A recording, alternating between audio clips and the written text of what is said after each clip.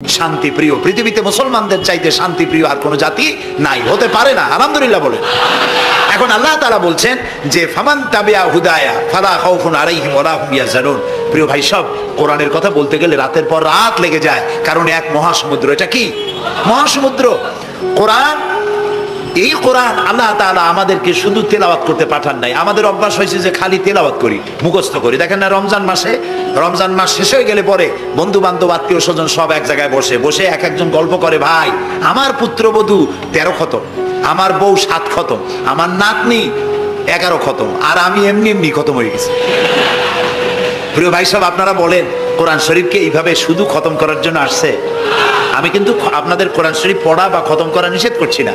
আমি উদ্দেশ্য বোঝাতে চাচ্ছি, আল্লাহ তাআলা এই কোরআনের জন্য নাজিল করেন নাই যে আমরা জ্বলবো আর পড়বো আর বুঝবো না। আচ্ছা ভাই, একটা বইয়ের নাম কোন তো পৃথিবীতে? একটা বইয়ের নাম আমাকে শোনান যে বইটা মানুষেরা না বুঝে পড়ে। পারবেন বলতে? পারবেন না। এমনকি আপনার ছোট্ট বাচ্চা কেজি 1, কেজি 2, কেজি 3 পড়ে, বা কি জানি করে নার্সারি গ্রুপে পড়ে, তারেও দেখবেন প্রত্যেকটা শব্দ বানান করিয়া অর্থ সহকারে বুঝে পড়ে। বলেন ঠিক কিনা? কিন্তু কপাল পোড়া মুসলমান জাতি একমাত্র মাজলুম কিতাব, আল্লাহর কিতাব কোরআন শরীফ পড়ে, অথচ কিছু বোঝে না। ঠিক কিনা? আমি যদি এখন জিজ্ঞেস করি যে আপনারা কোরআন বুঝে পড়তে পারেন কয়জন, হাত তোলেন। যদি বলি হাত কি কম বেশি উঠবে না কম উঠবে? সেই জন্য হাত উঠাইতে বললাম না। এটা আমাদের জন্য কপাল পোড়ার লক্ষণ। কি পোড়ার লক্ষণ?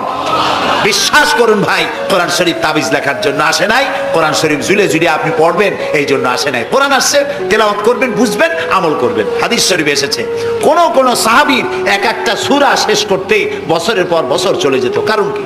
কারণ হলো তারা এক একটি আয়াত পড়তেন, বুঝতেন, বাস্তব জীবনে আমল করতেন, আরেকটা আয়াত পড়তেন, বুঝতেন, আমল করতেন, তারপরে আবার আরেকটা পড়তেন, আমল করতেন। এভাবে করে সাহাবীরা কোরআন পড়তেন, বুঝতেন, আমল করতেন। ফলে এই সাহাবীরা যখন বিয়ে শাদী করতেন, সাহাবীরা যখন ব্যবসা বাণিজ্য করতেন, সাহাবীরা যখন কেনা বেচা করতেন, পারিবারিক জীবন যাপন করতেন, হাঁটাচলা করতেন, তখন মানুষেরা বুঝতে পারত, অনুভব করতে পারত যেন জীবন্ত কোরআন শরীফ চলাফেরা করছে।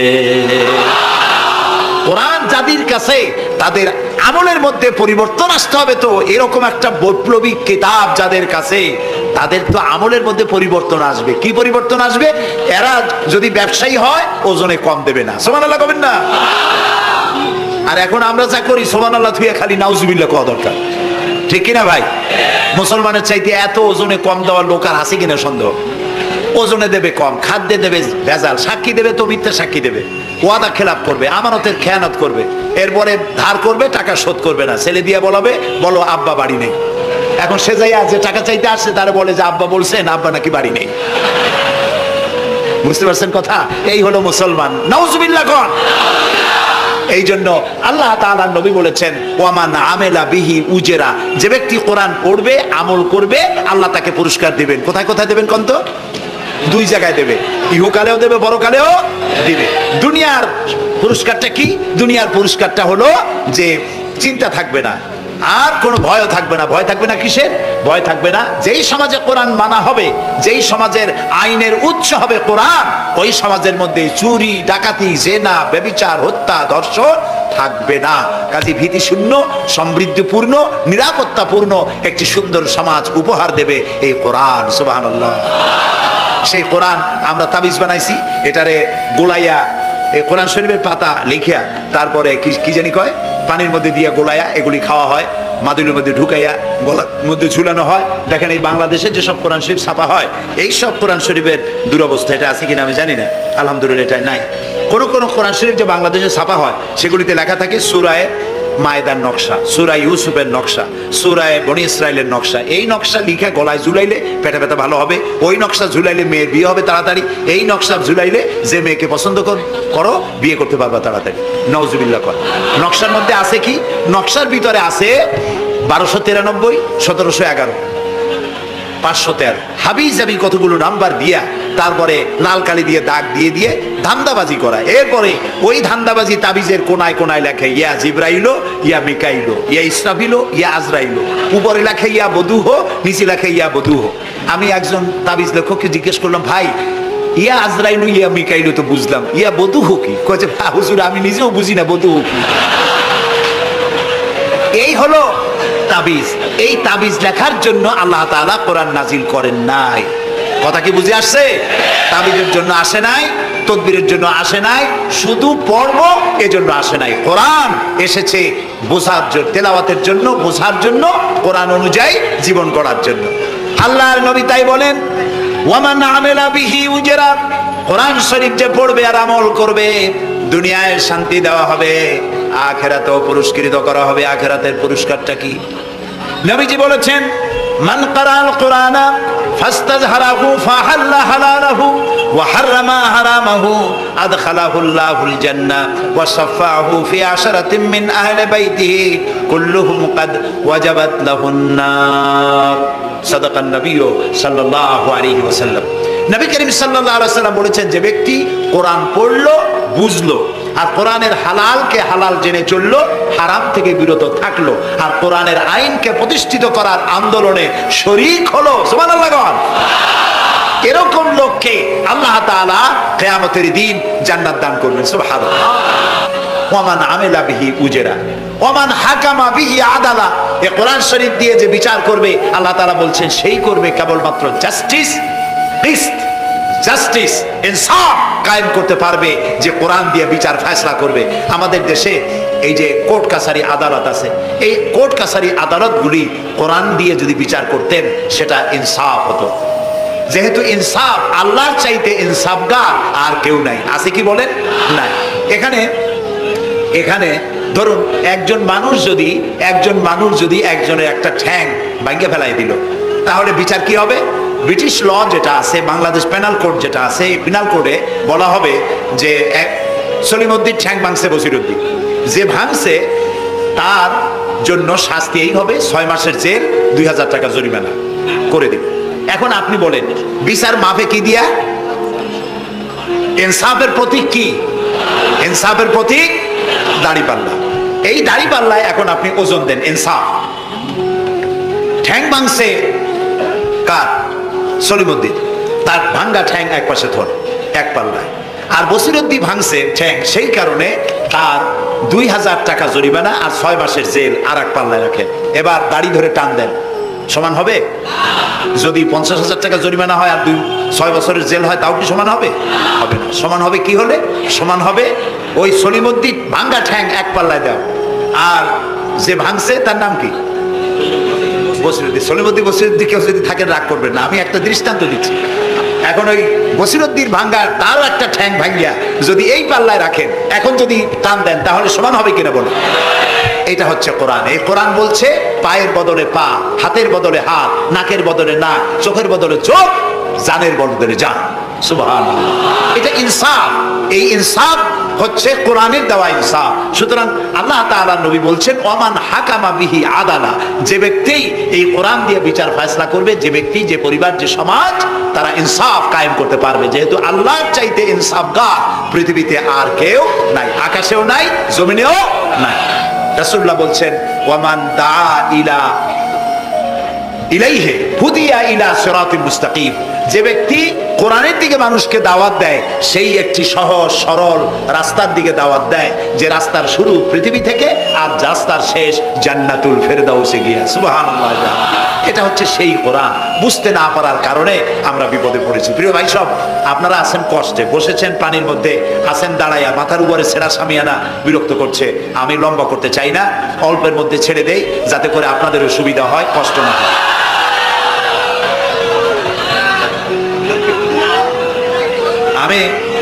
তবুও আমি খুব লম্বা করবো না, অল্পতে আমরা যাতে বুঝতে পারি, এরকম একটু কথা আমি বলতে চাই, একটু বলি।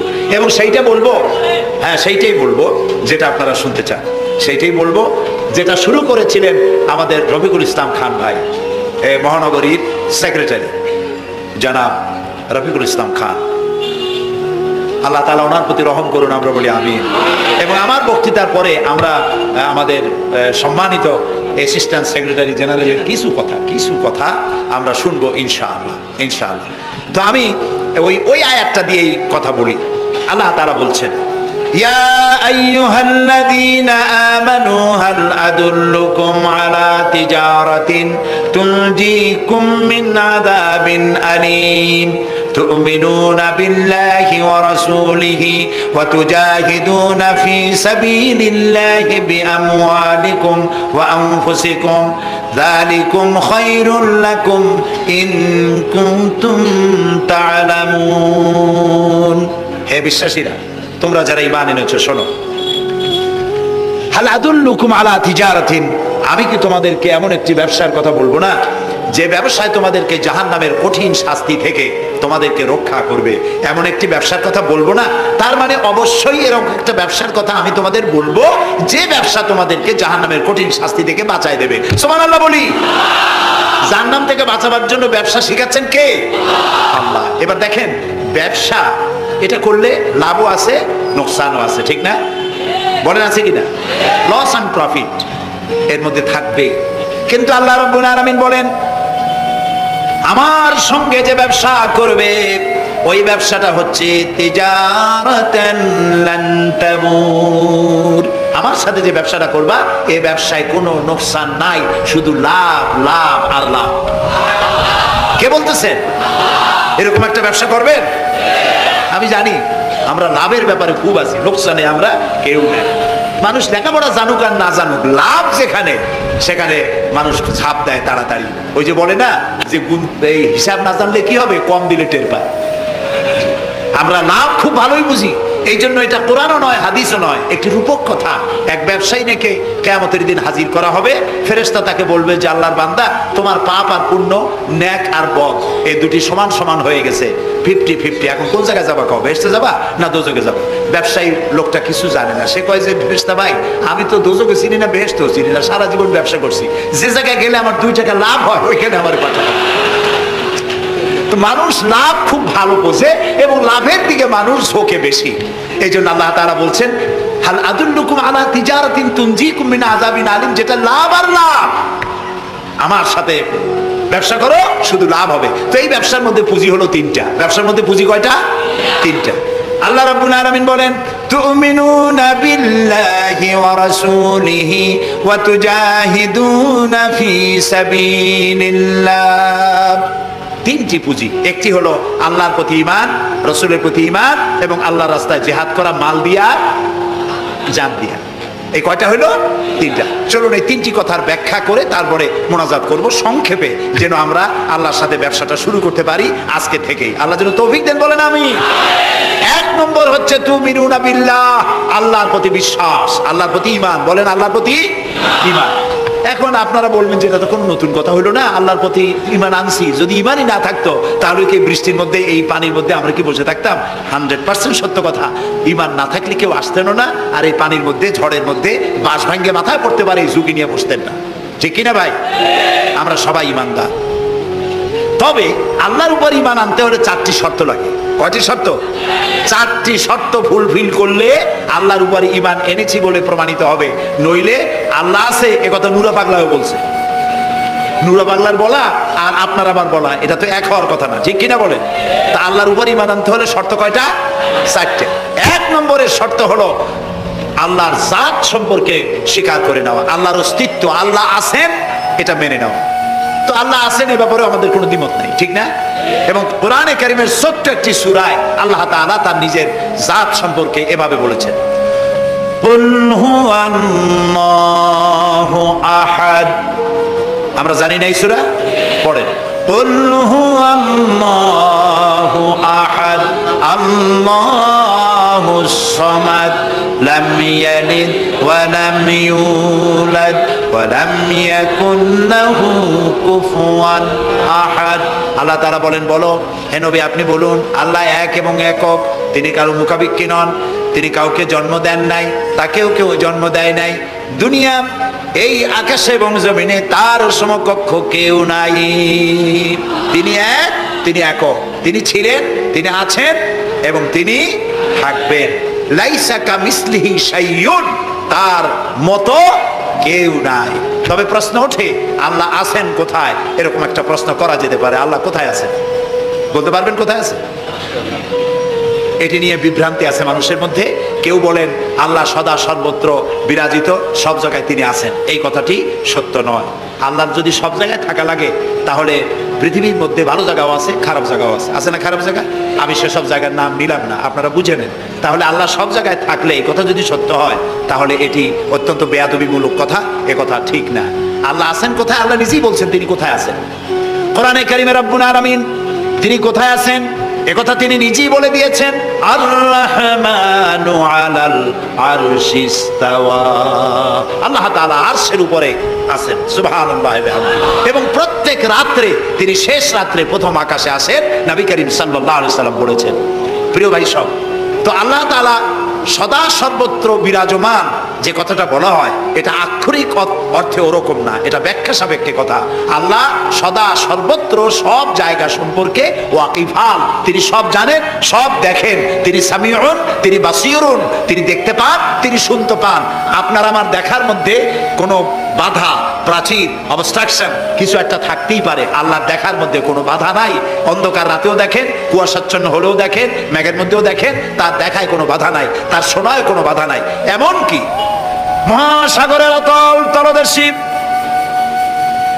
ছোট্ট পাথরের গায়ে লাগানো একটি ছোট্ট পোকা, যাকে মাইক্রোস্কোপ যন্ত্র ছাড়া দেখা যায় না, এমন ছোট্ট সূক্ষ্ম একটি পোকাও যদি, ক্ষুদ্রাতি ক্ষুদ্র একটি পোকাও যদি পেটের জ্বালায় অথবা ক্ষুধার জ্বালায় চিৎকার মারে, কেউ শুনতে পায় না, আরশের মালিক আল্লাহ রব্বুল আলামিন তা শুনতে পান।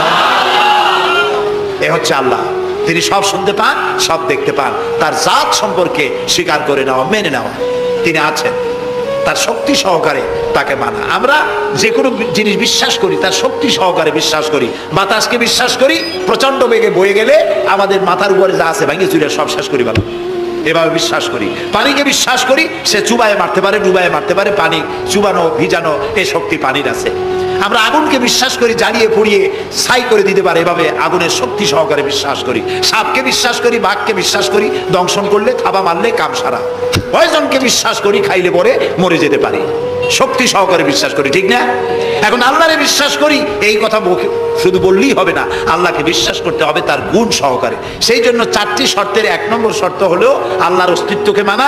2 নম্বরে শর্ত হচ্ছে আল্লাহর গুণাবলীকে স্বীকার করা, মেনে নেওয়া। আল্লাহর গুণাবলী কি? কোরআন শরীফে আল্লাহর অনেকগুলি নাম আছে। আল্লাহ এ হচ্ছে ইসমে জাত। আল্লাহ এটা কি? ইসমে জাত, আসল নাম কি? আল্লাহ। বলেন সবাই আল্লাহ নয়, কিন্তু আল্লাহ এটা অশুদ্ধ, বলার সময় মুখটা গোল হয়ে যাবে। আল্লাহ বলেন সবাই আল্লাহ। কি মধুর নাম, সুবহানাল্লাহ, সুবহানাল্লাহ। আল্লাহ নিজেই বলেছেন ওয়ালাহুল আসমাউল হুসনা, আল্লাহ রয়েছে সুন্দর সুন্দর নাম। 99টি নামের কথা কোরআনে কারিমে আল্লাহ তাআলা নিজেই বলেছেন, সুবহানাল্লাহ। এখন ওই নামগুলিকে বলা হয় সিফাতি নাম, অর্থাৎ গুণবাচক নাম। এই গুণ সহকারে তাকে স্বীকার করতে হবে। তিনি রাজ্জাক, খেতে দেওয়ার মালিক কে? আল্লাহ। তিনি রব, সৃষ্টি করেন। তিনি খালেক, তিনি স্রষ্টা। তিনি রব, তিনি প্রতিপালনকারী। তিনি রহমান, তিনি দয়ালু। তিনি রহিম, তিনি রহমান, তিনি দাতা। রহিম, তিনি দয়ালু। অর্থাৎ প্রত্যেকটা নামের এক একটা শব্দ অর্থ আছে এবং সেই অর্থ সহকারে বিশ্বাস করতে হবে তাকে। এই বিশ্বাস যদি আমরা করতে পারি তাহলে শিরক থেকে আমরা বাঁচতে পারবো, সুবহানাল্লাহ বলেন। আচ্ছা বলেন তো, সন্তান দেওয়ার মালিককে, সন্তান না দেওয়ার মালিককে, হায়াতের মালিককে, মওতের মালিককে, খেতে দেওয়ার মালিককে, কষ্ট দেওয়ার মালিককে, কষ্ট থেকে বাঁচাবার মালিককে, সবকিছুর মালিককে। এইভাবে আমরা কি বিশ্বাস করি? না, সবাই করি না। যারা বলেছেন আমিও বিশ্বাস করি, হ্যাঁ বিশ্বাস আমাদের থাকতে পারে, কিন্তু অনেক লোক আছে এভাবে বিশ্বাস করে না বলেই বিবাহ করেছে, সন্তান হয় না। তখন শাহ আলী বাগদাদি রহমতুল্লাহ আলাইহির মাজারে গিয়া সেখানে বসে তার ওই মাজারের কাছে গিয়ে চাইলো আমারে সন্তান দাও, খাজা বাবার সন্তান দাও। অথবা হাইকোর্টের মাজারে বৃহস্পতিবার দিন গিয়ে ভিড় করলো, বাবা সন্তান দাও, অথবা মামলায় পড়েছি বাঁচায় দাও, পরীক্ষা দেবে ছেলে পাস করায় দাও ইত্যাদি। বলে না এরকম? বলে না? জায়েজ নাই, একদম জায়েজ নাই। কাকে বলতে হবে? আল্লাহর নবী বলেছেন ওয়াইদা সালতা ফাসআলিল্লাহ, কিছু বলতে চাইলে আল্লাহরে বলো। ওয়াইজা সালতা ফাসআলিল ওয়াইজা ইসতাআনতা ফাসতাইন বিল্লাহ, সাহায্য যদি চাও আল্লাহর কাছে সাহায্য চাও। আমরা সূরা ফাতিহার ভিতরে প্রত্যেক নামাজের প্রতি রাকাতেই বলি ইয়্যাকা না'বুদু ওয়া ইয়্যাকা নাস্তাঈন। আল্লাহ তাআলা একমাত্র তোমার ইবাদত করি আর একমাত্র তোমারই কাছে সাহায্য কামনা করি। হযরত ইব্রাহিম আলাইহিস সালাম আমাদের জাতির পিতা। একটু আগে আমরা বলছি না সবাই, ইব্রাহিম আলাইহিস সালামকে আগুনে, এটারে এদিক ফিরিয়ে দিল কে? ইব্রাহিম আলাইহিস সালামকে আগুনে যখন ফেলে দেওয়া হচ্ছিল তখন হযরত জিবরাইল এসে বলছিলেন আমার কাছে সাহায্য চাও ইব্রাহিম, আমি তোমারে আগুন দিয়ে বাঁচায় দেব। এই যে ইব্রাহিম আলাইহিস সালামের কাছে তাকে সাহায্য দেওয়ার জন্য বলা হলো, এটা কি ঘোরাঘুরি করে? এই মাইকের হর্ন ঘুরান কেন? যেমন ছিল ওইদিকে দিয়ে দেন, আমারে শোনায় তো লাভ নাই। প্রিয় ভাই সব, ইব্রাহিম আলাইহিস সালামকে জিবরাইল বললেন আমার কাছে সাহায্য চাও। ইব্রাহিম আলাইহিস সালাম সাহায্য চাইছিলেন? বলেন চাইছিলেন? হযরত ইব্রাহিম বলেছেন জিবরাইল আমি কেন সাহায্য চাইব তোমার কাছে? আমি তো এমন কোন অন্ধ আল্লাহর ইবাদত করি না যিনি তার নিজের চোখে তার গোলামের দুঃখ দুর্দশা দেখতে পান না। আল্লাহ কি দেখছেন না যে আমি বিপদে পড়ছি? আমি তোমার কাছে কেন সাহায্য চাইবো? আমি আগুনে পড়লে যদি আল্লাহ খুশি হন তাহলে আমি তো এভাবে হাজারবার পড়তে রাজি আছি আমার আল্লাহকে খুশি করার জন্য। এটা হলো আল্লাহর প্রতি বিশ্বাস এবং আল্লাহর কাছে চাওয়া। চাইতে হবে কার কাছে? আমি বিপদে পড়ছি বলবো কারে? আমি অশান্তিতে আছি বলবো কারে? আমার অভাব আছে বলবো কারে? সব অবস্থায় আল্লাহকে বলতে হবে। দেখুন আমাদের জাতির পিতা ইব্রাহিম আলাইহিস সালামের কথা এ কোরআন শরীফে আল্লাহ তাআলা বলে দিয়েছেন। তিনি কি বলেছেন? হযরত ইব্রাহিম বলেছেন আল্লাযী হুয়া ইউতঈমুনি ওয়া ইয়াসকিন। আমি যখন ক্ষুধার্ত হই আল্লাহ আমারে খাওয়ান, আমি যখন তৃষ্ণার্ত হই আল্লাহ আমারে পান করান। ওয়া ইযা মারিদতু ফাহুয়া ইয়াশফিন। আমি যখন অসুস্থ হই আল্লাহ আমারে রোগ মুক্ত করেন। সুবহানাল্লাহ। আইয়ুব আলাইহিস সালাম 18 বছর রোগ ভোগ করলেন, কষ্ট পাইলেন, তিনি সাহায্য কার কাছে চাইছিলেন? ইউনূস আলাইহিস সালামের মতো বিপদে এই পৃথিবীর কোন মানুষ এত বড় বিপদে পড়ে নাই। মাছে তারে গিলে ফেললো, পানির অতল তলদেশে মাছ চলে গেল, মাছের পেটে দরজা নাই, জানালা নাই, ভেন্টিলেটর নাই, মাথা গলাইয়া কোন রকম বাইর হবে এমন কোন পথ নাই, বাঁচার কোনো উপায় নাই। হযরত ইউনূস আলাইহিস সালাম যখন মাছের পেটের ভিতরে বিরাট বিপদে পড়ে গেলেন, হযরত ইউনূস আলাইহিস সালাম সাহায্য কার কাছে চেয়েছিলেন বলুন?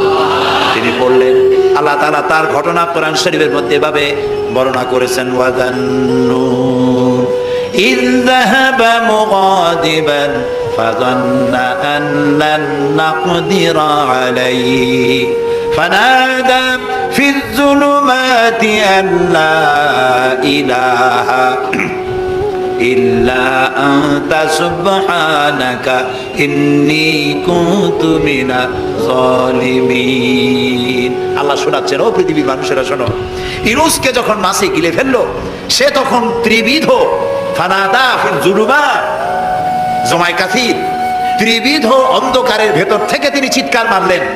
রাতের অন্ধকার, মাছের পেটের অন্ধকার, পানির অন্ধকার, এই ত্রিবিধ অন্ধকারের মধ্য থেকে ইউনূস আলাইহিস সালাম চিৎকার মারলেন লা ইলাহা ইল্লা আনতা। আয় আল্লাহ তুমি ছাড়া কোনো ইলাহা নাই, সুবহানাকা আমি তোমার প্রশংসা করছি। আয় আল্লাহ তাআলা আমি আমার নফসের উপরে জুলম করেছি, আমার উপরে আমি জুলম করেছি। আল্লাহ তাআলা এই চিৎকার শুনেছিলেন? শুনেছেন? হযরত ইউনূস আলাইহিস সালাম মাছের পেটের ভিতরে বসে যেই চিৎকার মেরেছিলেন কেউ শুনতে পায় নাই। পানির ভিতরে কেউ শোনে নাই, জমিনে কেউ শোনে নাই, অন্তরিক্ষেও কেউ শুনতে পায় নাই। আল্লাহ রাব্বুল আলামিন বলেন আমি আরশের মালিক, ইউনূসের চিৎকার আমি শুনেছি। শুধু শুনি নাই, জবাবও দিয়ে দিয়েছি। ফাস্তাজাবনা লাহু ওয়া নাজ্জাইনাহু মিনাল গাম্মি ওয়া কাযালিকা নুনজিল মুমিনিন। আমি ইউনূসের ডাকের সাড়া দিয়া দিলাম, বিপদ থেকে বাঁচাই দিলাম। মাছের পেটের ভিতরে যন্ত্রণা শুরু হয়ে গেল, মাছ দেখলো বমি না করলে আর বাঁচবো না এমন অবস্থা মাছের হয়ে গেল। মাছ পেটের ব্যথার জ্বালায় বেশি উঠলো, কেনারায় চলে গেল। ইউনূস আলাইহিস সালামকে বমি করে ফেলে দিল, মাছও বাঁচলো, ইউনূস আলাইহিস সালামও বাঁচলেন। আল্লাহ তাআলা বলেন শুধু ইউনূস রে নয়, ওয়া কাযালিকা নুজিল মুমিনিন। আমার মুমিন বান্দারা যদি বিপদে পড়ে, এরকম বিপদে যদি পড়ে যায় আর আমারে যদি ডাকে, আমি আল্লাহ রব্বুল আলামিন এই বিপদ থেকে, যত বড় বিপদ হোক, আমি আল্লাহ বাঁচায়ে দেব। আল্লাহ বিপদ থেকে বাঁচাবেন। আর আমি মুসলমান বিপদে পড়েছি, মাজারে গিয়া চাইলাম, নাউযুবিল্লাহ। বিশ্বাস করুন ভাই, বিশ্বাস করুন, কবরের ভিতরে যিনি শুয়ে আছেন, যত বড় পীর হোক, যত বড় খাজা বাবা হোক, আপনাকে সাহায্য তিনি করতে পারবেন না, পারবেন না, পারবেন না। একটু কমন সেন্সের কাছে অ্যাপিল করি, সাধারণ বিবেকের কাছে আপনাদের, যারা এই যে দেখুন হযরত শাহজালাল রাহমাতুল্লাহ আলাইহি সিলেটে শুয়ে আছেন, বলুন তো তার মাতৃভাষা কি? আরবি। তিনি ইয়েমেন থেকে এসেছেন। বাগেরহাটে শুয়ে আছেন হযরতে খান জাহান আলী রাহমাতুল্লাহ আলাইহি, তার মাতৃভাষা ছিল আরবি। হযরতে খাজা মঈনুদ্দিন চিশতি রাহমাতুল্লাহ আলাইহি শুয়ে আছেন আজমিরে, তার মাতৃভাষা আরবি। আমরা বাংলাদেশ থেকে, এই দেশ থেকে কোনো লোক গেল সিলেটে, গেল বাগেরহাটে অথবা বাগদাদে চলে গেল, এইসব বড় বড় আল্লাহর ওলিদের মাজারে গিয়ে বাংলা ভাষায় বলল, বাবা আমি তো বিপদে পড়ে আসছি, নির্বাচনে দাঁড়াইছি, আমি যেন জিততে পারি। অথবা দেখেন না, মাজার দিয়ে শুরু করে সবাই। অথবা যাই বললো যে আমার বিয়ে করেছি 15 বছর, বাচ্চা হয় না, আমার একটা বাচ্চা। অথবা মামলায় পড়েছি, আমার একটু জিতে এত, ব্যবসা করি এত টাকা লস দিতে দিতে শেষ হয়ে গেছি। বাবা আপনি বললেন কোন ভাষায়? শাহজালাল খুব বুঝলেন, বড় পীর সাহেব খুব বুঝছেন। তাহলে আপনার 1 নম্বর ফায়ার মিস হয়ে গেল, মিস ফায়ার। আচ্ছা, 2 নম্বর কথা হলো, যার কাছে আপনি চাইলেন তিনি ওখানে ঘুমন্ত আছেন না চেতনা আছেন, এ ব্যাপারে আপনার কোনো গ্যারান্টি আছে, নিশ্চয়তা আছে? আপনি যখন দোয়া করতেছিলেন তখন উনি চেতনা না ঘুমে? যদি ঘুমায় থাকেন তাহলে 2 নম্বর মিস ফায়ার। আপনি যা চিল্লাইলেন উনি কিছুই শুনলো না। 3 নম্বরে, কবরে যে শাহজালাল রাহমাতুল্লাহ আলাইহি অথবা মঈনুদ্দিন চিশতি রাহমাতুল্লাহ আলাইহি, আল্লাহর ওলিরা, যত বড় বড় ওলি আল্লাহ আছেন, যার কাছে আপনি বিশ্বাস করেন ওলি হিসেবে, উনি যে কবরে আছেন তার নিশ্চয়তা কোথায়? কবরে তো নাও থাকতে পারে, কারণ আল্লাহ তাআলার 2টা জায়গা আছে করা। বিদেহী আত্মা, এই দেহ থেকে আত্মা যখন সরে যায়, আল্লাহ যখন নিয়ে যান, দেহটার তো কোনো দাম নাই, এটা হচ্ছে নশ্বর, আত্মা হচ্ছে অবিনশ্বর। এই দেহটা মাটির সাথে পচে যাবে, গলে যাবে, কোরআন শরীফে বহুবার বলা হয়েছে। তো আল্লাহ তাআলার 2টা মেহমানখানা আছে, একটা হলো সিজ্জিন আর একটা নাম বলেন ইল্লিন। 2টা মেহমানখানা। যেমন এই পৃথিবীতেও মেহমানখানা 2 রকম হয়। সরকারের 2 রকম মেহমানখানা। চোর, ডাকাত, খুনি, বদমাশ, এগুলি যদি গ্রেফতার হয় তাহলে ওরা খাবে কি? ওদের তো শ্বশুর বাড়ি দিয়ে অথবা বাপের বাড়ি দিয়ে ভাত খাবার দেওয়া হবে না, গভর্নমেন্টের মেহমান হয়ে গেছে। কাজে এদের জন্য মেহমানখানা গভর্নমেন্টের একটা আছে, সরকারি মেহমানখানা। ওইটা কোনটা কোন তো? ও, তাও আপনারা চেনেন। আরেকটা মেহমানখানা হচ্ছে ভিআইপিদের জন্য, যারা ভেরি ইম্পর্টেন্ট পার্সন অথবা ভেরি ভেরি ইম্পর্টেন্ট পার্সন যারা, তাদের জন্য, অর্থাৎ প্রেসিডেন্ট, প্রধানমন্ত্রী, মন্ত্রী, এমপি, সচিব, ওনারা যখন বাংলাদেশের কোনো জায়গায় বেড়াতে যান তখন সরকারি মেহমানখানা ওনাদের জন্য থাকে। ওইটার নাম কি? সার্কিট হাউস, ডাক বাংলা ইত্যাদি, রেস্ট হাউস, এগুলি তার জন্য থাকে। তো পৃথিবীর মানুষের জন্য শ্রেণীভেদে যদি এ ধরনের মেহমানখানা থাকে, তো যারা নাকি দুনিয়া থেকে মারা যাবে ওদের জন্য আল্লাহর মেহমানখানা থাকতে নাই? আছে। এবং সেটা আগেই বলেছি, যারা জাহান্নামে যাবে ওদেরকে রাখা হবে সিজ্জিন নামক একটা মেহমানখানা আছে, ওখানে তারা থাকবে। আর যাদেরকে আল্লাহ জান্নাতি নেবেন, তো বিচারের আগে তো জান্নাতি নেবেন না, তাদেরকে ইল্লিন নামক সার্কিট হাউস জাতীয়, এই জাতীয় একটা ভালো জায়গায় আল্লাহ তাআলা তাদের রাখবেন। তাহলে আপনি যে কবরের কাছে যায় চাইলেন, হয় ঘুমায় আছে, আপনার ভাষা বুঝলো না, আর কবরে থাকলেও ঘুমে আছে নাকি তাও আপনি জানেন না, আর কবরে নাই এটাও হতে পারে যে আল্লাহ তাআলা অন্য কোথাও তাকে নিয়ে রেখেছেন। কাজেই 3টা জিনিসই, আপনার পথের ভাড়া নষ্ট, পরিশ্রম নষ্ট, আর 3টা ফায়ার করছিলেন, 3টা ফায়ার মিস হয়ে গেল। তাহলে হবে এমন সত্তার কাছে, কোন পীর নয়, বুজুর্গ নয়, খাজা বাবা নয়, চাইতে হবে এমন সত্তার কাছে যিনি কখনো ঘুমান না, যিনি বাংলাও বোঝেন, ইংরেজিও বোঝেন, আরবিও বোঝে, উর্দুও বোঝে, সকল ভাষা যিনি সৃষ্টি করেছেন, সেরকম কেউ কি আছেন? আছেন? কি নামটা? 1 আঙ্গুল আকাশের দিকে উঁচু করে বলেন, নাম কি? আরো জোরে বলেন, আবারও বলেন, সুবহানাল্লাহ, আলহামদুলিল্লাহ বলেন। এই জন্য নবী করিম সাল্লাল্লাহু আলাইহি ওয়াসাল্লাম বলেছেন, ওয়াইজা সাআলতা ফাসআলিল্লাহ, কিছু বলতে হলে আল্লাহরে বলো। ওয়াইজাস্তাআনতা, সুয়াল করলে আল্লাহরে বলো, ওয়াইজাস্তাআনতা ফাস্তাইন বিল্লাহ। আর যদি সাহায্যের প্রয়োজন হয় কোনো ব্যাপারে, যে কোনো ব্যাপারে সাহায্যের প্রয়োজন, আল্লাহর কাছে চাও। আমাদের অবস্থা হলো এই যে ইমাম তো দুর্বল, বিপদে পড়লেই দৌড় দেয় মাজারের দিকে। মুসলমানের সম্পর্ক মাজারের সাথে হবে না, সম্পর্ক হবে মসজিদের সাথে। আল্লাহর নবী যখনই বিপদে পড়তেন, মুসিবতে পড়ে যেতেন, সঙ্গে সঙ্গে উযু করে মসজিদে নববীর ভিতরে প্রবেশ করতেন, 2 রাকাত কাজায়ে হাজাতের নামাজ পড়তেন, আল্লাহর দরবারে হাত তুলতেন, চোখের পানি ছেড়ে দিতেন, আল্লাহ রাব্বুল আলামিনের দরবারে মোনাজাত কবুল হয়ে যেত। নবীজি আমাদেরকে উপদেশ দিয়েছেন, বিপদে যদি পড়ো, মুসিবতে যদি পড়ে যাও, উযু করো, মসজিদের ভিতরে ঢুকে যাও, কাজায়ে হাজাতের নামাজ পড়ো, আর সেজদায় পড়ে চোখের পানি দিয়া, গাল ভিজানো নয়, চোখের পানি দিয়া যায় নামাজ ভিজিয়ে দাও, আর আল্লাহর কাছে প্রার্থনা করো, কাঁদতে থাকো। রব্বুল আলামিন, আল্লাহর নবী বলেছেন, বান্দা যদি গুনাহ মাফির জন্য গুনাহ করেছে, লজ্জায় অনুতপ্ত হয়ে অনুশোচনা করে বান্দা যখন কাঁদতে থাকে, চোখের পানি নাকের অর্ধেক আসতে না আসতে আল্লাহ রব্বুল আলামিন বান্দারে মাফ করে দেন। বিশেষ করে বুড়া মানুষ, আমাদের মধ্যে 2 শ্রেণীর লোক আছে, যুবক আর বৃদ্ধ। মাহফিলগুলিতে আল্লাহর মেহেরবানি যুবকেরা অনেক বেশি আসে, আলহামদুলিল্লাহ বলে। এরকম আসতে করলেন কেন? আপনি তাকায় দেখেন, ডানে বায় তাকান, ডানে বায় তাকান, দাড়ি পাকা কয়জন আছে দেখেন। 2%, 3% or 5% দাড়ি পাকা হতে পারে, 95% যুবক আর যুবক। সুবহানাল্লাহ, আলহামদুলিল্লাহ। বামপন্থীদের এখানেই কষ্ট, এখানেই কষ্ট। তারা চিন্তা করে এত কষ্ট করিয়া পয়সা করে দিয়া তারপরে কর্মী বানাইলাম, একটা মাহফিলে গিয়া কি এর একটা সমাবেশ দেখলো, মাহফিলে গেল, আমাদের পুকুরের জিয়ানো মাছগুলি সব ইসলামের পুকুরে চলে গেল। এটা তাদের জন্য হ্যাভি লস। তা আসলে ওরা ধরে রাখতে পারবে না, ঠেকাইতে পারবে না, গায়ে তো মুসলমানের রক্ত, রক্ত কার? এসব যুবকেরা একটা মুসলিম মায়ের পেটে জন্মগ্রহণ করেছে, একটা মুসলিম পিতার জন্মে আসছে। আর রাসূলুল্লাহ যুবকদের ব্যাপারে যে কত কথা বলেছেন, সুবহানাল্লাহ বলো। আগে রাসূলুল্লাহ বলেছেন, কিয়ামতের দিন আল্লাহর আরশের ছায়া ছাড়া কোনো ছায়া থাকবে না, প্রচন্ড রৌদ্র হবে, জমিনটা তামার মতো হয়ে যাবে। ইন্না লিল্লাহি ওয়া ইন্না ইলাইহি রাজিউন। সেই জায়গায় আরশের নিচে 7 শ্রেণীর লোকদেরকে আল্লাহ তাআলা জায়গা দেবেন। কয় শ্রেণী? ওর মধ্যে এক শ্রেণী হচ্ছে শাবুন নাশা ফি ইবাদাতিল্লাহ, ওই সব যুবক যারা রাত কাটিয়েছে আল্লাহর ইবাদতের মধ্য দিয়ে। সুবহানাল্লাহ। যুবকদের ইবাদতে আল্লাহ তাআলা বেশি খুশি হন, বেশি খুশি হন। কারণ হলো এই যে মসজিদের ইমাম সাহেব অথবা প্রাইমারি স্কুলের মাস্টার যদি বলে যে আমি ঘুষ খাই না, এই কথার কোনো দাম আছে? আপনি প্রাইমারি স্কুলের মাস্টার, আপনি মসজিদের ইমাম, আপনার ঘুষ দেবে কেটা? ঘুষ খাই না বললে তো হবে না। কোন মন্ত্রী যদি বলে, এসপি যদি বলে, দারোগা যদি বলে ঘুষ খাই না, 1000 বার দাম আছে, ঠিক না ভাই? এখন একজন বুড়া যদি বলে যে প্রত্যেক রাত্রে আমি তাহাজ্জুদ পড়ি, আপনি তো পড়বেনই, কারণ আপনার তো ঘুম আসে না।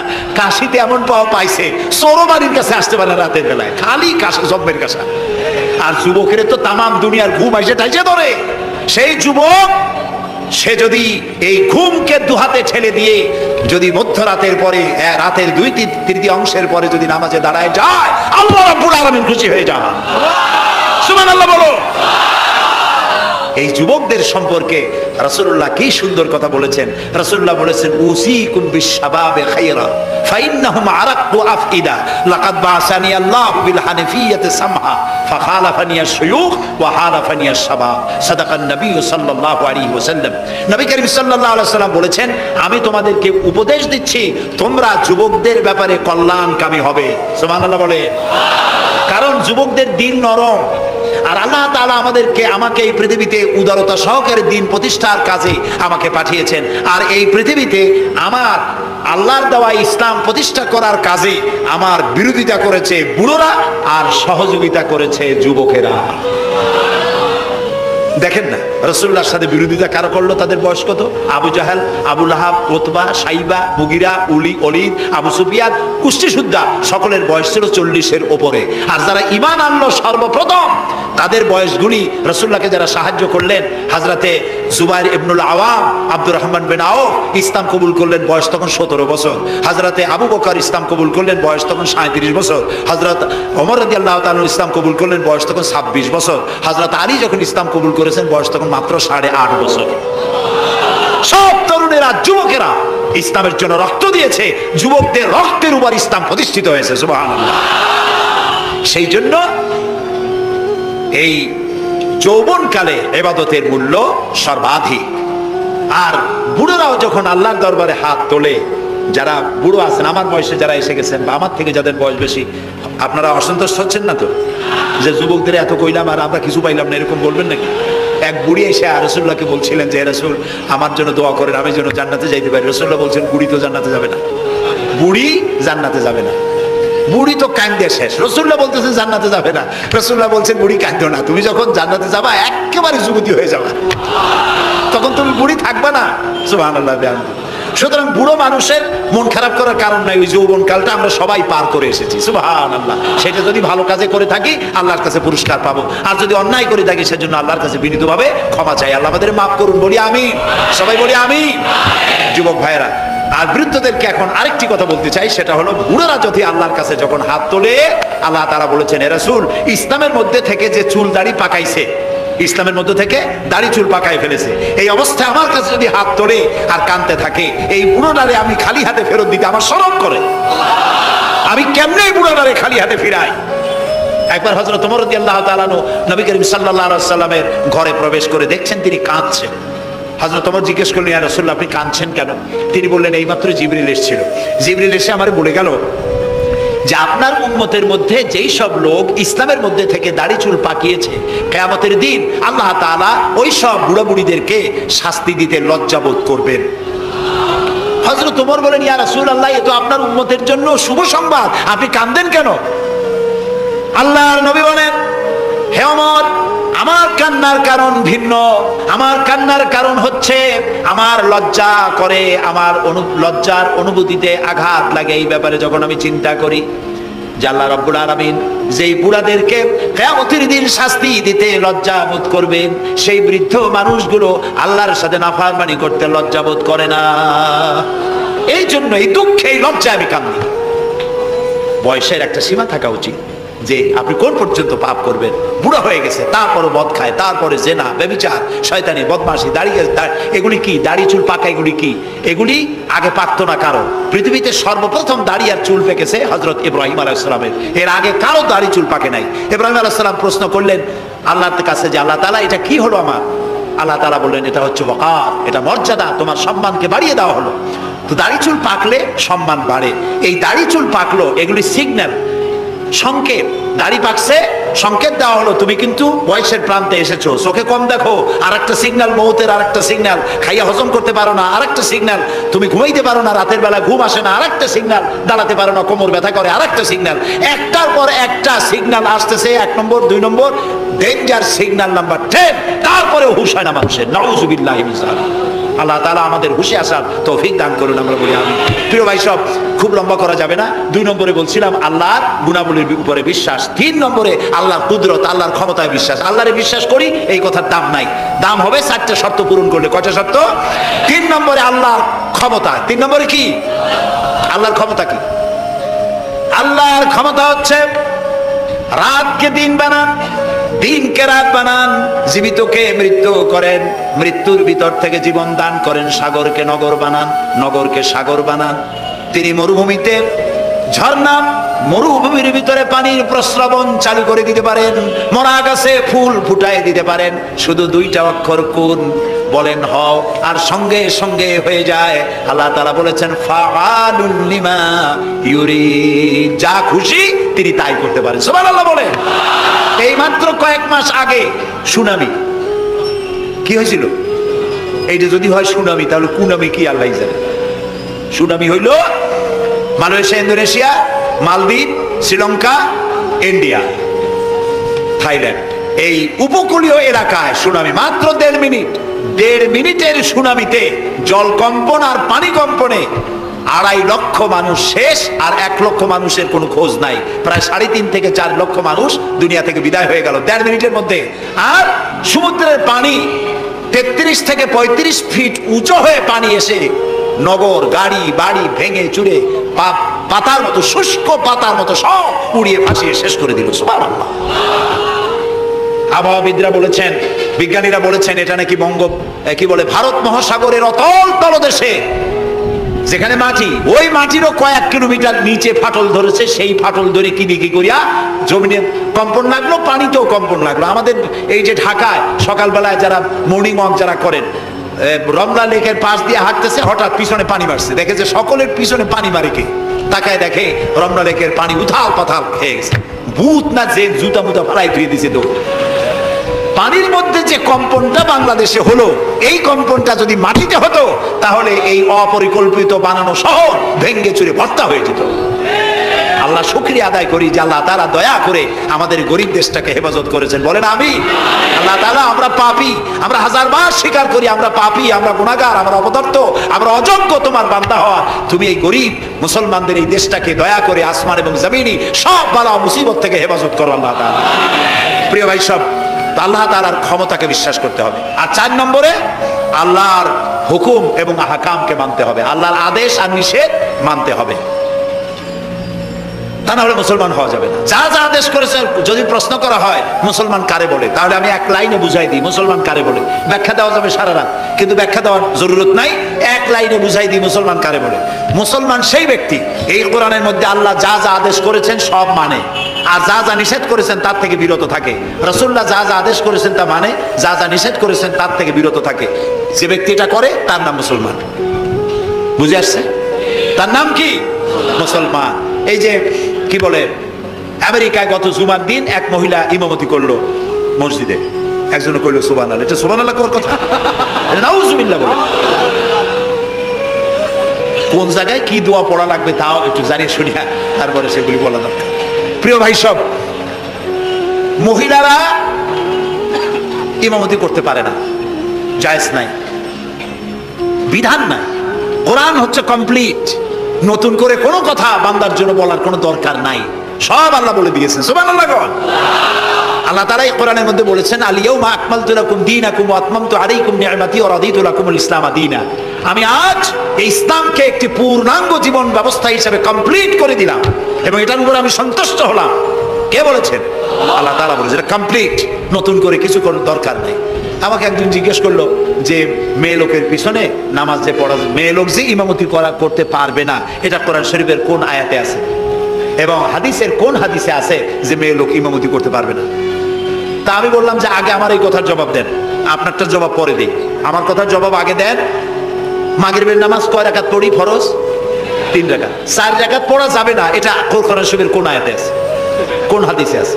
ফজরের নামাজ ফরজ কয় রাকাত? 3 রাকাত পড়া যাবে না, অথবা 4 রাকাতও পড়া যাবে না, এটা কোন হাদিসে আছে, কোন আয়াতে আছে? কয় যে কোনো জায়গায় নেই। তাই বললাম ওটাও কোনো জায়গায় নেই। রাসূলুল্লাহ ইবাদতের যে নমুনা দেখিয়েছেন, যেভাবে করেছেন, তিনি 2 রাকাত ফজরের নামাজ 2 রাকাত পড়েছেন, আল্লাহ বলে দিয়েছেন ওইটাই ফরজ, ওর 1 রাকাত বেশি পড়া যাবে না। 3 রাকাত মাগরিব, 1 রাকাত বাড়ানো যাবে না। জোহর সব দিন জোহর পড়ি 4 রাকাত ফরজ, আর জোহরের ওই নামাজটি জুমার দিনে কয় রাকাত পড়ি? 2 রাকাত ফরজ পড়ি। এই কনসেশন কে করলো? না, আল্লাহ করেননি। এই কনসেশন করেছেন মুহাম্মদ রাসূলুল্লাহ সাল্লাল্লাহু আলাইহি ওয়াসাল্লাম। ইবাদত রাসূলুল্লাহ যদি 2 রাকাত পড়েন, 2 রাকাত পড়াই ফরজ। যদি ইবাদতের যে সব নমুনা তিনি দেখাইছেন তার থেকে ইবাদতের নতুন কোন নমুনা দেখাবার কোনো সুযোগ নাই। মহিলাদের আল্লাহ পাক এই পৃথিবীতে একজন মেয়ে লোককে নবী বানান নাই, বানিয়েছেন? যদি মহিলাদের ইমামতি জায়েজ থাকবে তাহলে নবী করিম সাল্লাল্লাহু আলাইহি ওয়াসাল্লামের জামানায় না হোক, অন্তত তার ইন্তেকালের পরে তার স্ত্রী আমাদের মা হযরত আয়েশা সিদ্দিকা রাদিয়াল্লাহু তাআলা আনহা এবং খাতুনে জান্নাত হযরত ফাতেমা রাদিয়াল্লাহু তাআলা আনহা মসজিদে নববীতে অন্তত একদিনের জন্য হলেও জুমার নামাজের ইমামতি করার চান্স পেতেন। সুতরাং ইসলামে নাই, ইতিহাসে নাই। এগুলি হচ্ছে ইসলামের বিরুদ্ধে পরিচালিত যত ষড়যন্ত্র বর্তমান যুগে শুরু হয়েছে, এটাও তার আরেকটি ষড়যন্ত্র ইসলামের বিরুদ্ধে। প্রিয় ভাই সব, এই জন্য আমাদের মনে রাখতে হবে নতুন কোনো কথা আমরা মানি না। কোরআন এবং হাদিসের মধ্যে আল্লাহ তাআলা সব কমপ্লিট করে দিয়েছে। সুবহানাল্লাহ বিহামদি। এই জন্য আল্লাহর হুকুম এবং আহকামকে মানা, এই 4টি কাজ, এই 4টি শর্ত যদি পরিপূর্ণ করতে পারি তাহলে আমরা পুরোপুরি মুসলমান। মিথ্যা কথা বলা যাবে না, ওজনে কম দেওয়া যাবে না, খাদ্যে ভেজাল দেওয়া যাবে না, মদ জুয়ার কাছে যাওয়া যাবে না, জেনা বিচারের কাছে যাওয়া যাবে না। সকল ব্যাপারে আমাদেরকে ঐক্যবদ্ধ থাকতে হবে ইসলামের উপরে। আমরা বলি আলহামদুলিল্লাহ। প্রিয় ভাই সব, আজকে আমাদেরকে, আমি আর লম্বা করতে চাই না, অন্তত এতটুকুন যেন আল্লাহ আমাদেরকে আমল করার তৌফিক দেন। আমরা বলি আমিন, সবাই বলি আমিন। এজন্য চাই আমাদের দেশে আমরা যেন এই দেশটিকে, পৃথিবীর প্রত্যেকটি মুসলিম দেশের আশেপাশে আরো অনেক মুসলিম দেশ আছে, আর আমাদের ভৌগোলিক অবস্থানটা এমন যে আমাদের আশেপাশে অনেক বড় বন্ধুরা এত বড় আমাদেরকে মহব্বত করেন, কাটা তার দিয়ে বেড়া দিতেছে, তারা আমাদেরকে সাংঘাতিক ভালোবাসে, আমাদের সাথে কোলাকুলি করে, কিন্তু মাঝখানে একটা বড় মাদার গাছ আছে। কথা বুঝতে পেরেছে? এই জমিনে বাস করতে হলে সম্মান নিয়ে, ইজ্জত নিয়ে, স্বাধীনতা নিয়ে যদি বাঁচতে হয়, তাহলে এখানে একটি আদর্শিক বাঁধের প্রয়োজন।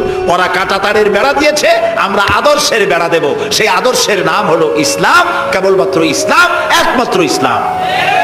এবং এই আদর্শ সকলের জন্য, কারণ ইসলাম তো আমার একার না। ইসলাম কি আমার একা? আপনাদের একা? ইসলাম কার? আল্লাহ। জোরে বলেন ইসলাম কার? অনেকে প্রশ্ন করেন যে ইসলাম, যে আপনারা ইসলাম ইসলাম করেন, ইসলাম যদি পৃথিবীতে আসে, যদি বাংলাদেশে কায়েম হয়, তাহলে হিন্দু, খ্রিস্টান, বৌদ্ধ ওদের কি হবে? তা আমি বলি, দেখেন, মায়ের চাইতে খালার মহব্বত বেশি হওয়া এটা খুব সুলক্ষণ না। এটা কি লক্ষণ? এটা একটা কুলক্ষণ। হিন্দু কার? জবাব দেন। হিন্দু কার? খ্রিস্টান কার? বৌদ্ধ কার? ইহুদি কার? আমরা কার? আর এই কোরআনটা আল্লাহ তাআলা কইছে, তা ঠিক, কিন্তু কোরআন তো 1400 বছরের পুরানা। এই পুরানা জিনিস দিয়া এই বিজ্ঞানের যুগে এটা চলবে কেমনে? কেমনে আমরা একসাথে থাকবো? বলি, ভাই, সূর্যটা কতদিনের পুরাতন কন্ত দেখি? কয়, তা তো কোটি কোটি বছরের পুরানা।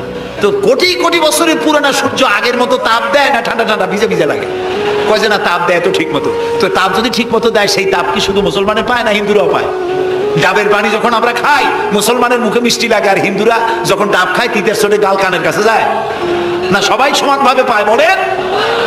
তাহলে কোটি কোটি বছরের পুরানা সূর্য জাতি, ধর্ম, দল, মত নির্বিশেষে বিশ্বব্যাপী যদি তার কল্যাণময়িতা, যদি তার কল্যাণ করতে পারে, তাপ দিতে পারে, আলো দিতে পারে সমভাবে, তাহলে মাত্র 1500 বছর আগের সূর্যের তুলনায় একেবারেই টাটকা কোরআন শরীফ। মাত্র 1500 বছর আগে এই কোরআন শরীফ দিয়ে যদি আইন তৈরি হয়, তাহলে হিন্দুর কোনো অসুবিধা হওয়ার কথা? খ্রিস্টানের, মেয়ে লোকের, পুরুষের কারো কোনো অসুবিধা হবে? হতে পারি না, যেহেতু এই কথাগুলি কার?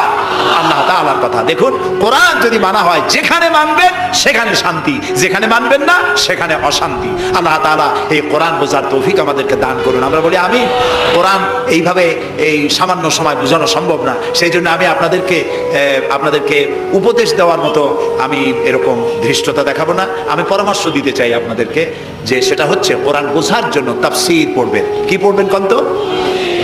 যেই তাফসীরটা পড়লে পরে ইসলাম বুঝবেন, নিজেকে বুঝবেন, নিজের দায়িত্বের অনুভূতি বুঝবেন, সেই তাফসীরটার নাম তাফহিমুল কোরআন।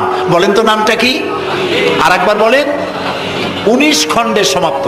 এটি নামটা যদিও আরবি, এটি বাংলায় অনুবাদ করা হয়েছে। বাংলা আমার মায়ের ভাষা, আলহামদুলিল্লাহ কন। বাংলা ভাষার জন্য আমরা গর্বিত, আলহামদুলিল্লাহ কন। আর ভাষার স্রষ্টা পৃথিবীর কোনো মানুষ নয়। ভাষার স্রষ্টা কে? আল্লাহ চুজ করেছেন আমাদেরকে বাংলা ভাষার জন্য, তাই আমরা বাংলা ভাষী। আর বাংলা আমার প্রিয় ভাষা, আমার মায়ের ভাষায়, আমার বাপের ভাষায়, এই বাংলা ভাষায় কোরআন শরীফের অনেক তাফসিরের বাংলা হয়ে গেছে, আলহামদুলিল্লাহ। এবং হাদিস, এমন কোন হাদিস নাই যার বাংলা হয় নাই। এমন কোন ইসলামী সাহিত্য যা মুসলমানদের জন্য প্রয়োজন, তার সবগুলি বাংলা ভাষায় ছাপা হয়ে গেছে, আলহামদুলিল্লাহ। কিন্তু আমাদের একটু কপাল খারাপ, এখানে বিমল মিত্রের কড়ি দিয়ে কিনলাম এত বড় বই, এগুলো পড়তে মাথায় যন্ত্রণা হয় না। শরতের রচনাবলী, রবীন্দ্রের রচনাবলী, বঙ্কিমের রচনাবলী পড়তে মাথায় যন্ত্রণা হয় না। বড় বড় নাম করা নাট্যকারদের লেখা এই সেই হাবিজাবি কত বইপত্র, সব পড়তে পারে, কিন্তু কোরআন শরীফের একটা তর্জমা, একটা আয়াত, 2টা আয়াত পড়ার মতো ধৈর্য আমাদের নাই। প্রিয় ভাই সব, যারা পড়ে না তারা পৃথিবী গড়তে পারে না, যারা পড়ে তারাই গড়ে। আপনি চিন্তা করে দেখেছেন, গত 100 বছরের ভিতরে এই মুসলমানেরা পৃথিবীকে কিছু উপহার দিতে পেরেছে আবিষ্কার করে। আপনার পকেটে যে মোবাইল, আমার পকেটে যে মোবাইল, এটা আমাদের আবিষ্কার করা না। কম্পিউটার আমাদের আবিষ্কার করা না, কিন্তু যখন আমরা পড়তাম তখন আমরা আবিষ্কারও করতাম। এক সময় ঘড়িটা আমরা আবিষ্কার করেছি। আপনার আমার হাতে যে ঘড়ি, এই ঘড়ি আবিষ্কার করেছে মুসলমানেরা। কম্পাস আবিষ্কার করেছে মুসলমান। অ্যালজাবরা, ম্যাথামেটিক্স, জিওমেট্রি আবিষ্কার করেছে মুসলমানেরা। এই সার্জারি, শল্য চিকিৎসা আবিষ্কার করেছে মুসলমানেরা। অনেক বন্দুক, কামান আবিষ্কার করেছে মুসলমানেরা। যারা যখন তারা পড়তো তখন তারা দেশ গড়তো, পৃথিবী তাদের পায়ের উপরে চুমা খাইতো। এখন লেখাপড়া নাই, অন্যের বানানোটা সেটা গ্রহণ করি। যদি পড়তাম তাহলে নিজেকেও করতে পারতাম, পৃথিবীকেও কিছু দিতে পারতাম। এই জন্য কোরআন শরীফের মধ্যে আল্লাহ তাআলা প্রথম রাসূলের কাছে যে আয়াত নাজিল করেছেন সেটা নামাজ না, রোজা না, হজ না, যাকাত না। প্রথম যে কথা বলেছেন সেটা ছিল ইকরা বিসমি রাব্বিকাল্লাযী খালাক। পড়ো পড়ো, রিড এন্ড রিড। তুমি তোমার প্রভুর নামে, তোমার আল্লাহর নামে পড়ো। আল্লাহ প্রথম কি বলেছেন? পড়ো। সেই পড়ার কাছে আমরা নাই। আমরা কি ওয়াদা করতে পারবো যে এখন থেকে আমরা পড়বো? পারবো ওয়াদা করতে? এই পৃথিবীকে যদি কিছু দিতে চাই, আমার নিজের পরিবার যদি গড়তে চাই, সমাজ এবং রাষ্ট্র বিনির্মাণে যদি কোনো অবদান রাখতে চাই, পড়ার কোনো বিকল্প নাই।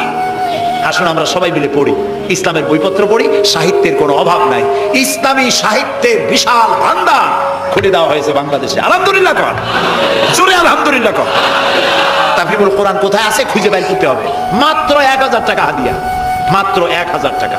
পানের দোকানেও এখন তাদের পুঁজি অনেক বেশি। আলহামদুলিল্লাহ, আমার দেশের মানুষের ইনকাম বাড়ছে। আলহামদুলিল্লাহ কর। এইরকম আলহামদুলিল্লাহ কোন আসতে পয়সা বাড়লো আপনাদের? কর আলহামদুলিল্লাহ।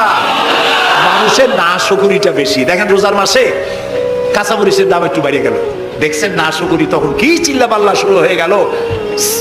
কাঁচামরিচ 180 টাকা, এই দেশে থাকবো না। লোকেরা বলেছে আপনারা যান না কেন?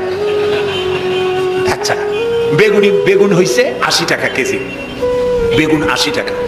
তো রোজার মাস বেগুন 80 টাকা, বেগুনি খাইতে পারে না। বাংলাদেশের মানুষ তো উদ্ভাবনী ক্ষমতা আছে। পত্রিকায় দেখলাম যে পেঁপেনি বানাইছে তারা, পেঁপে কাইটিয়া তাতে বেসন লাগাইয়া বেগুনি আর বানাইতে পারে না, পেঁপেনি বানাইছে। তো দেখলাম যে নোবেল, এই ভাজা পোড়ার উপরে যদি নোবেল পুরস্কারের কোনো ব্যবস্থা থাকতো তাহলে বাংলাদেশ নোবেল পুরস্কার পাইতো পেঁপেনি বানাইয়া। বেগুন হয়েছে 80 টাকা, সেই জন্য ঝগড়াঝাটি এক শেষ। কাঁচামরিচ 120 টাকা, সেজন্য একেবারে চিল্লায় শেষ। কিন্তু মূলা যখন 3 টাকা, গরুতেও খায় না। এত মূলা হইলো, এত কপি হইলো, সেজন্য আল্লাহ শুকরিয়া নাই, শুকরিয়া আদায় করে না। মানুষকে আল্লাহ শুকর আদায় করতে হবে। এই দেশ আমাদের, এটা মাস এই দেশে এই মাসেই দেশ স্বাধীন হয়েছিল। সেই স্বাধীনতার জন্য যারা জীবন দিয়েছিলেন তাদের জন্য আমরা মোনাজাতে দোয়া করব, এবং এই স্বাধীনতা, সার্বভৌমত্ব কিয়ামত পর্যন্ত আল্লাহ যেন দেশে টিকে রাখেন, সেজন্য আল্লাহর কাছে আমাদেরকে দোয়া করতে হবে। স্বাধীনতার কত দাম এইটা বুঝতেছে আজ প্যালেস্টাইনের ফিলিস্তিনি মুসলমানেরা, বুঝতে পারছে কাশ্মীরের মুসলমানেরা, বুঝতে পারতেছে বসনিয়ার মুসলমানেরা। আমরা যেন, আমাদেরকে আল্লাহ তাআলা যেন কিয়ামত পর্যন্ত এই স্বাধীনতার মর্যাদা দেওয়ার তৌফিক আমাদেরকে যেন দেন, আমরা বলি আমিন। প্রিয় ভাই সব, সেই জন্য বলছিলাম পড়তে হবে, বইপত্র কিনবেন, মাত্র 1000 টাকা হাদিয়া। তাফসীরুল কোরআন প্রথম খণ্ডকে যদি একসাথে সব না কিনতে পারেন, অন্তত 1 খণ্ড, 2 খণ্ড, 3 খণ্ড কিনে হলেও পড়বেন। আর 5 ওয়াক্ত নামাজকে সঠিকভাবে আদায় করবেন। যেভাবে ওয়াজ শুনতে আসছেন, তাফসীর শুনতে আসছেন, এইভাবে মসজিদে গিয়ে বা জামাত নামাজ আদায় করবেন। নামাজ পড়লে কপাল খুলবে। কপাল হলো সৌভাগ্যের প্রতীক, আর নাক হলো মর্যাদার প্রতীক। মানুষে বলে না যে ভাই আমার কপাল পুড়ছে, কপালে কি আগুন লাগছিল? পুড়লো কেন? কপাল পুড়ছে মানে ভাগ্য নষ্ট হয়েছে। আবার বলে ভাই আমার নাক কাটা গেছে, তো নাক কাটছে কি দিয়ে? ছুরি দিয়ে না কেচি দিয়ে? নাক কাটা গেছে মানে কি? মানে হলো ছেলে আর মেয়ে এমন কাম করছে, বেইজ্জত হয়ে গেছে, আমার নাক কাটা গেছে। তাহলে বোঝা গেল নাক হলো মর্যাদার প্রতীক, আর কপাল হলো মর্যাদার প্রতীক। সৌভাগ্যের প্রতীক কপাল, আর মর্যাদার প্রতীক হলো নাক। এই নাক আর কপাল দিয়ে কেউ যদি তার ভাগ্য সুপ্রসন্ন করতে চায়, মর্যাদা যদি বৃদ্ধি করতে চায়, দৈনিক 5 বার এই কপাল আর নাক দিয়ে আল্লাহর দরবারে সেজদায় পড়ে যাও। আল্লাহ রাব্বুল আলামিনকে যত সেজদা দিবে আল্লাহ তত খুশি হয়ে যাবে। নামাজ রাসূলুল্লাহ বলেছেন, মান তারাকা সালাতান মুতাআম্মিদান ফাকাদ কাফারা, ইচ্ছা করে যে নামাজ ছেড়ে দেবে কাফের হয়ে যাবে। কথা বুঝে আসছে ভাই? রাসূলের হাদিস, কাফের হয়ে যাবে। নামাজ না পড়লে মুসলমান বলে দাবি করার হক তার নাই। 5 ওয়াক্ত নামাজ সঠিকভাবে আদায় করতে হবে। নামাজ জীবনে আর ছাড়বো না, এই ওয়াদা করা যাবে?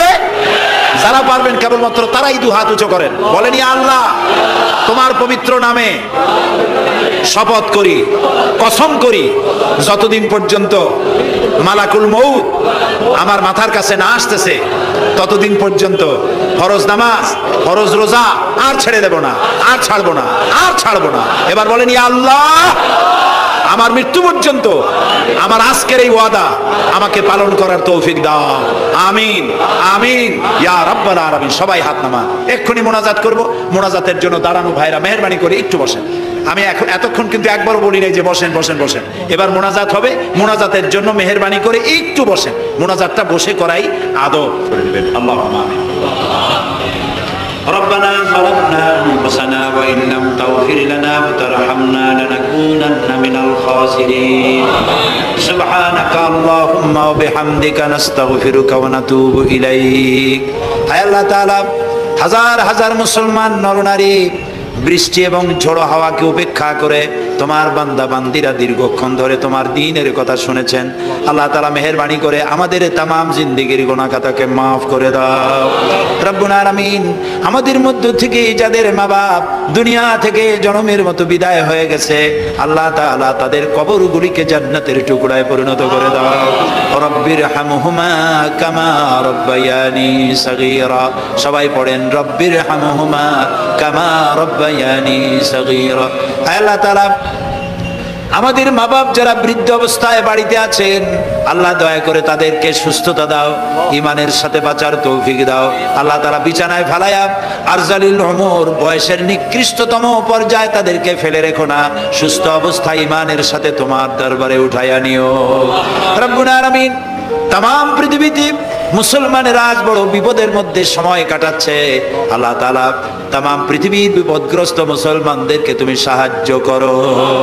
আল্লাহ তাআলা Iraq, Afghan, Palestine, Kashmir, Chechnya, Bosnia সহ দুনিয়ায় যত জায়গায় মুসলমানেরা বিপদে আছে, আল্লাহ সকলকে তুমি উদ্ধার করো। আল্লাহ তাআলা আমাদের প্রিয় জন্মভূমি বাংলাদেশ, এই বাংলাদেশ এটা স্বাধীনতার মাস, এই মাসে তুমি মেহেরবানি করে এখানে যুদ্ধ শুরু করায়া আল্লাহ তাআলা বিজয় দান করিয়েছিলে। আল্লাহ তাআলা তুমি দয়া করে এই দেশের স্বাধীনতা কিয়ামত পর্যন্ত অক্ষুণ্ণ রাখো। যারা এই দেশে জীবন দিয়েছেন আল্লাহ তাআলা তাদের আত্মার আমরা মাগফিরাত তোমার কাছে কামনা করছি। আল্লাহ তাআলা আমাদের দেশের স্বাধীনতার সার্বভৌমত্ব আল্লাহ তুমি স্থায়ী করে দাও। আল্লাহ তাআলা এখানে যারা মাহফিলে এসেছেন অনেকেই দোয়া চেয়েছেন, যিনি যে জন্য দোয়া চেয়েছেন আল্লাহ দোয়া মঞ্জুর করে নাও। আল্লাহ এই মাসে এই মাসগুলিতে এখানে এই বাংলাদেশে ঝড় হয়, টর্নেডো হয়, জলোচ্ছ্বাস হয়। আল্লাহ তাআলা গরিব দেশ, তুমি দয়া করে আমাদের গুনার দিকে না তাকায়া আল্লাহ তাআলা তুমি তোমার হাবিবের সাদকায় আমাদের দেশে বালা মুসিবত থেকে বিপদ থেকে আমাদের দেশটাকে তুমি হেফাজত করো। আল্লাহ তাআলা বর্তমান সরকার যেসব ওয়াদা করে ক্ষমতায় এসেছেন, এই ওয়াদাগুলি প্রত্যেকটি ওয়াদা অক্ষরে অক্ষরে পালন করার তৌফিক দান করে দাও। আল্লাহ তাআলা সন্ত্রাস থেকে আমাদের এই জাতিকে তুমি রক্ষা করো। আল্লাহ কারাই দেশে বোমা মারে, কারা গ্রেনেড হামলা চালায় তুমি তাদেরকে জানো। আল্লাহ তাআলা তুমি দয়া করে এদেরকে হেদায়েত নসিব করে দাও। আল্লাহ তাদেরকে হেদায়েত নসিব করে দাও। আল্লাহ তোমার ইলমে যদি জানা থাকে ওদের কপালে হেদায়েত নাই, তাহলে তুমি হামান, সাদ্দাত, ফেরাউন এদেরকে যেভাবে গজব দিয়েছো, আমার দেশে যারা নৈরাজ্য সৃষ্টি করতে চায়, গ্রেনেড হামলা করে, বোমা হামলা করে, মানুষ মারে, সন্ত্রাসী তৎপরতা চালিয়ে মানুষকে হত্যা করে, আল্লাহ এদেরকে ওইভাবে গজব দিয়ে লানত দিয়ে বিদায় করে দাও। আল্লাহ তাআলা আমাদের দেশটাকে তুমি দয়া করে রক্ষা করো, হেফাজত করো। আল্লাহ তাআলা আল্লাহ তাআলা মিরপুর সমাজ কল্যাণ পরিষদ বহু কষ্ট করে এই আয়োজন করেছেন। আল্লাহ তাআলা তারা যেন ঋণগ্রস্ত না থাকে। যত লোক মাহফিলে বক্তব্য শুনতে এসেছেন, আল্লাহ তাআলা যাওয়ার সময় তাদেরকে এই পরিষদকে সাহায্য করে যাওয়ার জন্য তৌফিক দান করে দাও।